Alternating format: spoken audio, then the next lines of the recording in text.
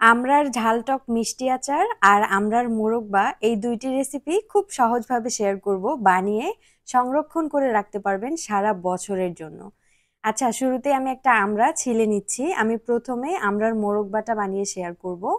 তারপর একটা কাঁটা চামচ নিয়ে নিলাম আর কাঁটা চামচ দিয়ে এভাবে আমড়ার শরীরটাকে একটু টেনে টেনে কেচে নিতে হবে। এই ছোট্ট কাজটা করার ফলে মোরব্বাটা বানানোর পরে অনেক বেশি সুন্দর লাগবে আর মোরব্বার ভিতরে চিনির শিরাটা অনেক ভালো মতো ঢুকবে। আমি এখানে ১ কেজি আমড়ার মোরব্বা বানাবো, তাই এই সব আমড়াগুলো একরকমভাবেই রেডি করে নিয়েছি। এরপর ১ ঘন্টার জন্য পানিতে ভিজিয়ে রেখেছিলাম আর এখন পানি থেকে খুব ভালো মতো চিপে চিপে উঠিয়ে নিতে হবে। খেয়াল রাখতে হবে পানি যাতে একটুও না থাকে। তারপরে এখানে দিয়ে দিলাম ১ কাপ চিনি। মোরব্বার জন্য সবসময় চিনিটা একটু বেশি লাগে। এখন ঢাকনা দিয়ে রেখে দিয়েছিলাম ৪ ঘন্টার জন্য। ৪ ঘন্টার মধ্যে চিনিগুলো খুব ভালো মতো গলে গেছে।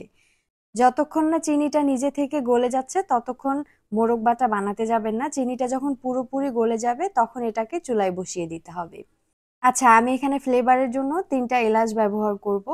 তারপর ১৫ মিনিট সময় নিয়ে চুলার আঁচটাকে কমিয়ে খুব ভালো মতো জাল করে নিতে হবে। আর ১৫ মিনিট পর আমি মোরব্বার জন্য যে আমড়াগুলো নিয়েছি সেগুলোকে নামিয়ে রাখবো ৫ থেকে ৬ ঘন্টার জন্য। ৫ থেকে ৬ ঘন্টা পর আবারও চুলায় বসিয়ে দিব আর দেখুন এই পর্যায়ে কিন্তু রংটা একটু পাল্টে গেছে।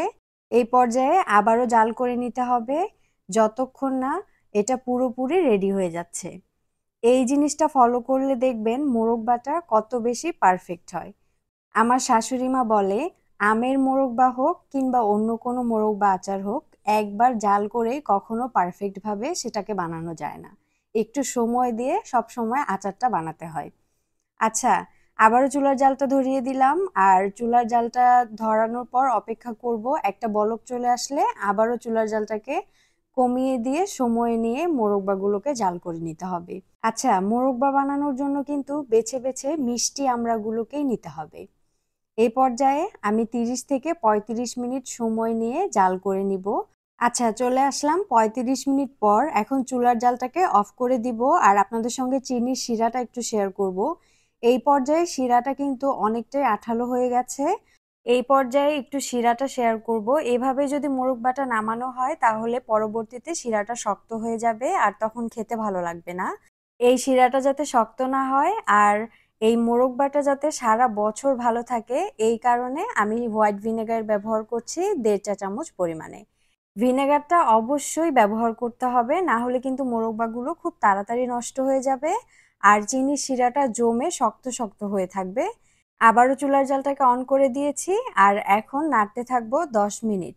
এর মধ্যে সমস্ত শিরাগুলো ক্যারামেল হয়ে যাবে আর মোরব্বাগুলোর রঙও পাল্টে যাবে। সেক্ষেত্রে দেখতেও বেশি সুন্দর লাগে, স্বাদটাও অনেক বেড়ে যায়। বাচ্চারাও কিন্তু আমড়ার এই মোরব্বাটা অনেক বেশি পছন্দ করবে, কারণ তারা সবসময় ঝাল টক মিষ্টি আচারটা খেতে পারে না। যদি রেসিপিটি ভালো লাগে তাহলে আমরা থাকতে থাকতে সহজেই এই রেসিপিটি দেখে বানিয়ে ফেলুন। আচ্ছা, এই পর্যায়ে দেখুন আমি একটু কাছ থেকে দেখিয়ে দিচ্ছি। আমড়ার রং কিন্তু পাল্টে যাচ্ছে আর এখানে চিনিগুলো ক্যারামেল হয়ে গেছে। আমি এখন নামিয়ে নিচ্ছি। খুবই লোভনীয়, মজাদার। আশা করব রেসিপি ভালো লাগবে। দ্বিতীয় আচারের জন্য নিয়ে নিচ্ছি ২ চা চামচ পরিমাণে ৫ ফোড়ন আর ৪ থেকে ৫ টা শুকনা মরিচ। এখন চুলার আঁচটাকে কমিয়ে একটু ভালো করে ভেজে নিব, তারপর ঠান্ডা করে গুঁড়া করে নিলেই হয়ে যাবে। এবার একটা আমড়া নিয়ে নিলাম আর ঝাল টক মিষ্টি আচারের জন্য কিন্তু একটু টক টাইপের আমড়াগুলোকে বেছে নিতে হবে, তাহলে ঝাল টক মিষ্টি আচারটা সবথেকে বেশি ভালো হয়। আমি এই আচারটাও ১ কেজি আমড়া দিয়ে বানিয়ে দেখাবো। প্রথমে ছিলে নিলাম আর তারপরে এরকম করে একটু লম্বা লম্বা করে কেটে নিচ্ছি। মাঝখানের যে শক্ত অংশটা আছে আমি সেটা নিব না, তবে কেউ পছন্দ করলে এটার সঙ্গেই আচারটা বানাতে পারবেন। সবগুলো আমড়াকে একরকম ভাবে কেটে নিলাম। এখন খুব ভালো মতো ধুয়ে একটা ছাঁকনির সাহায্যে ১০ মিনিটের জন্য ছাঁকতে দিয়ে দিব পানিটা। চুলায় একটা প্যান বসিয়ে দিলাম আর দিয়ে দিলাম 1/4 কাপ সরিষার তেল। একটুখানি দিয়ে দিচ্ছি কালিজিরা আর ৩ টা রসুনের কোয়া আমি একটু ছোট করে কেটে এখানে দিয়ে দিলাম। সবকিছু ১ মিনিটের মতো ভেজে নিব আর তারপরে যে আমড়াগুলোকে ধুয়ে রেখেছিলাম না সেগুলো এখানে দিয়ে দিব।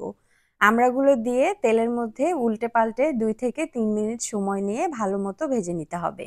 এরপর দিয়ে দিলাম হাফ চা চামচ হলুদের গুঁড়া, হাফ চা চামচ লাল মরিচের গুঁড়া আর স্বাদ মতো লবণ। লবণটা আমি হাফ চা চামচ পরিমাণে দিয়েছি, পরে বিট লবণ ব্যবহার করব তাই। আচ্ছা, সবকিছু দেওয়ার পরে আবারও ২ মিনিটের মতো ভেজে নিতে হবে। তারপরে এখানে দিয়ে দিব প্রথমেই যে পাঁচফোড়ন আর মরিচটা গুঁড়া করে রেখেছিলাম সেইখান থেকে কিছুটা মসলা। পুরো মসলাটাই প্রথমে দিতে যাবেন না, কারণ বাকিটা শেষে আবারও ব্যবহার করতে হবে। আমি অর্ধেকটা দিয়ে দিচ্ছি আর অর্ধেকটা পরে ব্যবহার করব। আচ্ছা, মসলাটা দেয়া হয়ে গেলে আবারও সবকিছুর সঙ্গে খুব ভালো মতো মিশিয়ে নিতে হবে।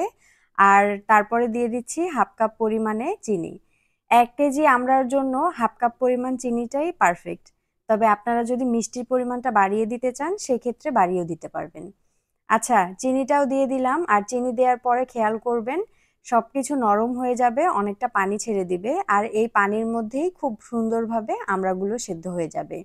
আমি ঢেকে দিয়েছিলাম ১০ মিনিটের জন্য। ১০ মিনিট পর ঢাকনাটা খুলে আবারও খুব ভালো মতো নেড়ে নিচ্ছি। খেয়াল রাখতে হবে নিচের দিকে যাতে কোনোভাবেই লেগে না যায়। আর চুলার আঁচটাকে অবশ্যই লোতে রাখবেন, না হলে কিন্তু আচারটা তাড়াতাড়ি হয়ে যাবে, ভালো মতো সেদ্ধ হবে না। আচ্ছা, আমি প্রায় ৩০ মিনিটের মতো একই রকমভাবে জাল দিয়ে নিয়েছি। এই পর্যায়ে দিয়ে দিচ্ছি 1 tablespoon chilli flakes, 1 tablespoon white vinegar. ভিনেগারটা অবশ্যই ব্যবহার করবেন, তাহলে আচারটা অনেক দিন পর্যন্ত ভালো থাকবে। আপনারা এরকম বেশি করে আচার বানিয়ে সারা বছর সংরক্ষণ করে খেতে পারবেন। আচ্ছা, সবকিছু মিশিয়ে নিলাম আর সবশেষে হাফ টেবিল স্পুন পরিমাণে দিয়ে দিলাম বিট লবণ। বিট লবণটা দেওয়ার পরে সবকিছুর সঙ্গে মিশিয়ে একবার চেক করে দেখবেন, যদি লবণের পরিমাণটা কম মনে হয় সেক্ষেত্রে এই পর্যায়ে আরেকটু লবণ দিয়ে নিতে পারবেন। আচ্ছা, সবকিছু দেওয়ার পরে আমি আবারও ৫ মিনিটের মতো সময় নিয়ে এগুলোকে নাড়তে থাকবো আর চুলার জালটাকে একই রকমভাবে লোতে রেখেছি। ৫ মিনিট পর শুরুতেই যে মসলাটা বানিয়ে রেখেছিলাম সেটা দিয়ে দিব পুরোটাই। তারপরে ২ মিনিট খুব ভালো মতো নাড়াচাড়া করে নামিয়ে নিলেই আচারটা রেডি হয়ে যাবে। এই আচারটা খেতে দারুণ লাগে। খুবই অল্প উপকরণ দিয়ে মজাদার একটা আমড়ার ঝালটক মিষ্টি আচার রেডি হয়ে গেল।